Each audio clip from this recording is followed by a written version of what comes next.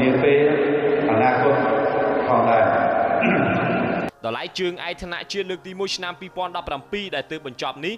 សហព័ន្ធស្គីទឹកកកកម្ពុជាក្រៅពីផ្ដោតលើក្រុមត្រៀមខ្លួនក្លាយជាអត្តពលិកអាជីពក៏ជាយុទ្ធសាស្ត្រដ៏សំខាន់លើការសម្រួចផ្នែកយុវជនថ្នាលផងដែរដើម្បីពង្រឹងសមត្ថភាពពួកគេត្រៀមជាបន្តបន្ទាប់សម្រាប់ទិសដៅឆ្នាំ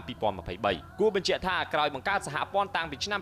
2015សហព័ន្ធកីឡាស្គីទឹកកកកម្ពុជាពុំទាន់ចូលរួមជាសមាជិកអន្តរជាតិនិងសហភាពអន្តរជាតិនៅឡើយទេថ្នាក់ដឹកនាំសហព័ន្ធមានសតិធិនិយមលោតឡើងនៃកម្រិតបច្ចេកទេសកីឡាករនៅឆ្នាំនេះជាលទ្ធភាពដ៏សំខាន់មួយដែលអាចឲ្យលេចឡើងនៅសំណើទៅស្ថាប័នស្គីទឹកកកកំពូលទាំងពីរដើម្បីចូលជាសមាជិកនៅឆ្នាំ2017នេះផងដែរ